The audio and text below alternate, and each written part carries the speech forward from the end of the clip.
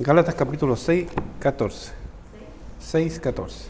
Dice, pero lejos esté de mí gloriarme, sino en la cruz de nuestro Señor Jesucristo, porque en el mundo me es crucificado a mí y yo al mundo.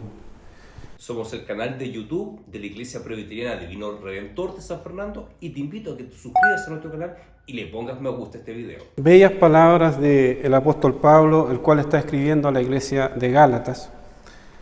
En sus primeros misiones del apóstol Pablo en formar iglesias, ahí formó en Gálatas, en Galacia, formó esta iglesia. Él predicó el evangelio de Jesucristo y a este crucificado. Esa era la pasión de Pablo. Y la iglesia de Gálatas, como otras iglesias también, empezaron a añadir un poco más a esta predicación del apóstol Pablo. Como decía lo que acabamos de leer, dice que ya no vivo yo, sino que Cristo vive en mí. Y este Cristo, el cual había muerto por su pecado. Y él entendía que por la ley ningún hombre podía ser justificado. Incluso si alguien decidiera desde el día de hoy cumplir todas las leyes de la Biblia y cumplir los mandamientos desde el día de hoy en adelante, tampoco puede ser justificado porque los pecados de atrás, los que cometió, eso no los puede arreglar. Y aunque hipotéticamente pudiera lograr cumplir los mandamientos, que sabemos que es imposible, necesita de un Salvador. Entonces esa palabra que dice que todos estamos destituidos de la gloria de Dios, es una palabra muy fuerte, porque a mucha gente no le interesa estar destituido de la gloria de Dios. Pero cuando nosotros entendemos nuestro pecado que es revelado por el Espíritu Santo, podemos decir junto con David también, ten piedad de mí, oh Dios, conforme a tu misericordia, conforme a la multitud de tus piedades, borra mis rebeliones. Porque el corazón siente dolor por haber fallado a la ley de Dios. Porque de alguna manera nuestra naturaleza humana nos inclina a fallarle a Dios. Y necesitamos de un Salvador. Y es interesante que el apóstol Pablo, en el versículo 14, dice, pero lejos esté de mí gloriarme, sino en la cruz de nuestro Señor Jesucristo. Y si pensamos un poco, la cruz fue ideada para avergonzar, la cruz fue ideada para humillar, la cruz podría ser el día de hoy, a la actualidad, como la silla eléctrica, podría ser como la horca. Pero sin embargo, él dice, yo no quiero gloriarme en nada, sino solamente en la cruz. Y es interesante saber también que el apóstol Pablo, la enseñanza que él tenía, era una enseñanza farisaica. Él era fariseo de nacimiento, se crió en una familia farisea, estudió en Jerusalén, estudió junto a los pies de Gamaliel, que era un maestro, el cual impartía las enseñanzas de la ley y todo lo que significa ser un fariseo. Dice él que él adelantaba a muchos en su época. Dice que en cuanto a la ley era irreprensible.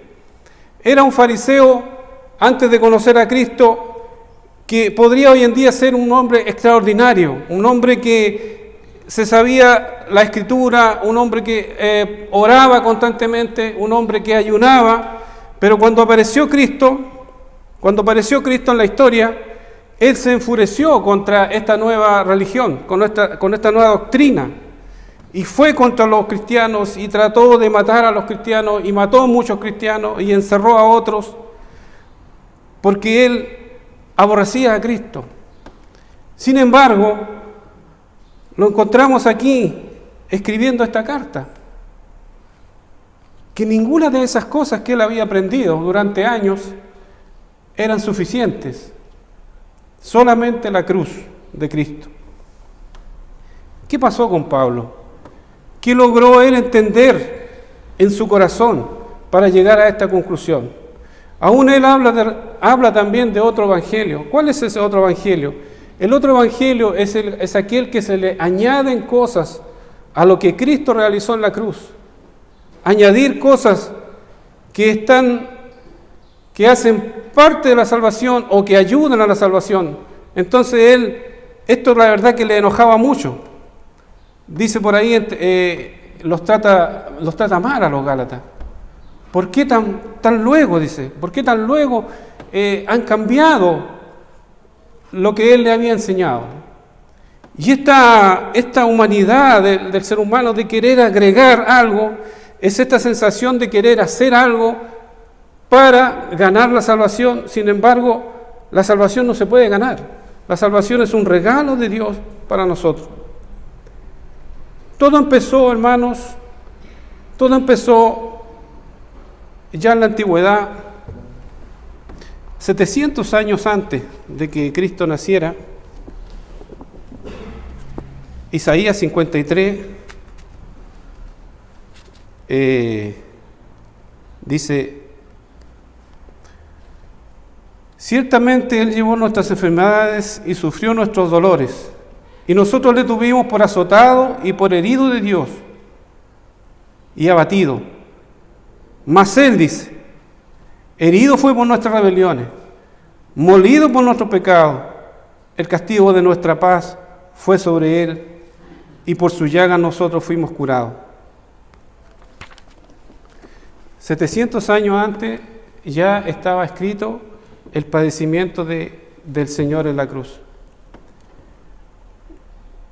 Ahí en la última cena, cuando celebraba la Pascua, el Señor les empezó a decir a sus discípulos que alguien lo entregaría a las autoridades.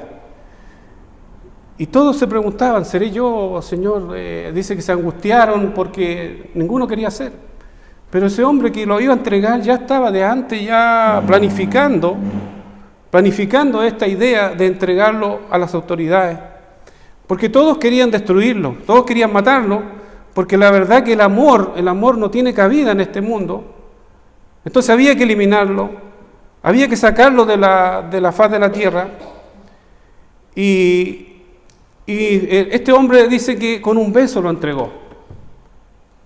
Con un beso lo entregó. Este hombre que había sido parte de los 12, que había estado ahí en ese grupo especial, que durante 3 años habían visto los milagros, habían visto todas las cosas hermosas que había hecho el Señor, pero sin embargo lo entregó. Hasta ese punto llega el pecado del hombre, producto de un pago que él quería recibir, un dinero, entregó al maestro. En esa mañana, en ese lugar, una vez terminado la cena, dice que van a un lugar llamado Getsemaní. Allí el Señor entrega su carga en una oración excepcional, en una oración en que Él revela que se haga tu voluntad, Señor, y no la mía. En un momento en que sí es posible, Señor, si es posible, pasa esta copa de mí. Pero que no se haga lo que yo quiero, sino lo que tú quieres. Dice que corrían lágrimas como de sangre, o como sudor de sangre por su cara. Era tal la presión que sentía en ese momento, porque sabía lo que venía. Posteriormente dice que una vez que identificado lo toman detenido el concilio, y lo llevan delante de ellos enfurecidos porque habían escuchado que él decía que era el rey de los judíos, que decía que era Dios. Enfurecidos los sacerdotes lo interrogan y él efectivamente reconoce que sí, es el Hijo de Dios. Y esto hace enfurecer a los sacerdotes y dice que le cubren su cara y lo golpean. Y le dan golpes en su cara, diciéndole, adivina, profetiza, ¿quién te golpeó? Burlándose de él. Hay un himno que dice, dejando su trono de gloria, me vino a sacar de la escoria. Ahí estaba el Señor sufriendo los avatares, el odio de los seres humanos. Posteriormente dice que lo llevan a donde Pilato, el cual también lo interroga. Y él dice que no responde. Pilato, tratando de salvarlo, porque no veía culpa en él, dice que justo en esa fiesta existía la tradición de soltar a un preso y propuso soltar a Barrabás. Y el pueblo dice que eligió a Barrabás. Suéltanos a Barrabás. Y Pilato dice, ¿y qué hago con él? Y el pueblo, que no había visto nada malo en él, que solo había recibido bendición de parte de él, el pueblo grita, crucifícale, crucifícale. Los mismos que lo alabaron cuando entró a Jerusalén, los mismos que tendieron sus ropas para que pasara, los mismos que alzaban esas palmas y decían, salve, oh rey de los judíos, esos mismos ahora estaban gritando, crucifícale, crucifícale. Y el Señor y Pilato, una vez que lo entregó a la crucifixión, antes de ir a la crucifixión, dice que lo mandó a azotar. Según la ley romana, 39 azotes recibió para empezar el Calvario. 39 azotes que eran, que desgarraban, 39 azotes que destruían el cuerpo prácticamente, porque eran látigos creados especialmente para humillar, para destruir. Y dice que también que lo escupían en su cara, lo golpeaban con una caña en su cabeza. Cuando un rey, en la antigüedad, cuando ungían a un rey, dice que lo ungían con aceite. Pero ¿qué es lo que corría por la cabeza de Cristo? ¿Qué es lo que corría por su cara? Era la saliva de esos hombres, los cuales cumplían su trabajo. Ellos estaban acostumbrados a hacer esto, a humillar, a destruir. Y pusieron, dice, en su cabeza coronas de espinas, las cuales sin duda traspasaron su cabeza, causándole gran dolor, el cual recorrió todo su cuerpo y soportando ese dolor en silencio. Como cordero fue llevado al matadero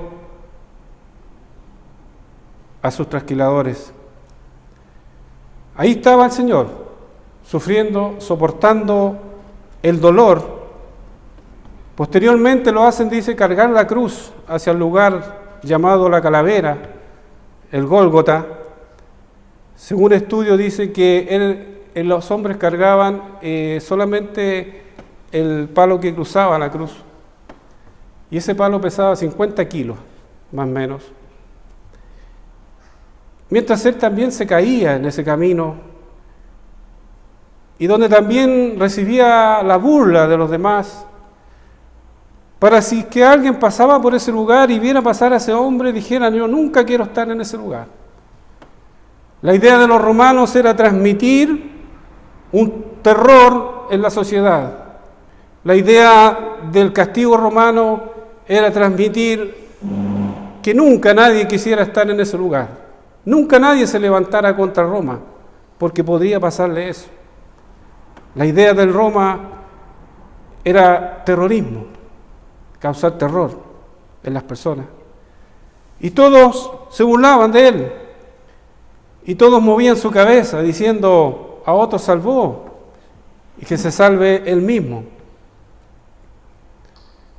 Una vez ya puesto su cuerpo en la cruz, dice que clavaron sus manos y clavaron también sus pies.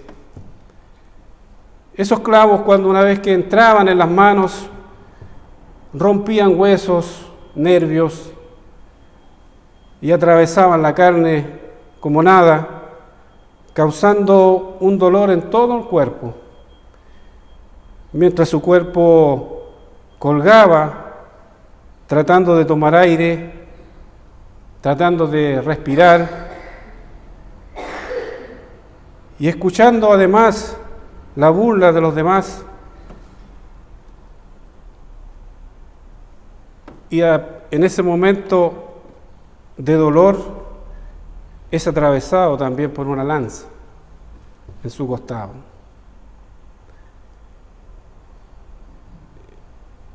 Ahí estaba el Hijo de Dios con sus manos abiertas, abrazando a la humanidad, la cual descargaba en él todo su odio y su maldad. Ahí estaba, con los brazos abiertos. Cuando él más necesitaba, dice que clama a gran voz, diciendo: Padre, ¿por qué me has desamparado? En la antigüedad, todos los hombres que sufrieron, todos los hombres que fueron justos y sufrieron, dice que clamaron a Dios y Dios los respondió. Dice que alzaron sus ojos al cielo y tal vez inclinaron su cabeza o tal vez un clamor profundo de su corazón, y dice que Dios los escuchó. Pero al Maestro, a nuestro Cristo, dice que el Señor lo desamparó en ese instante. En ese instante de tanto dolor, de tanta angustia, el Señor lo desamparó.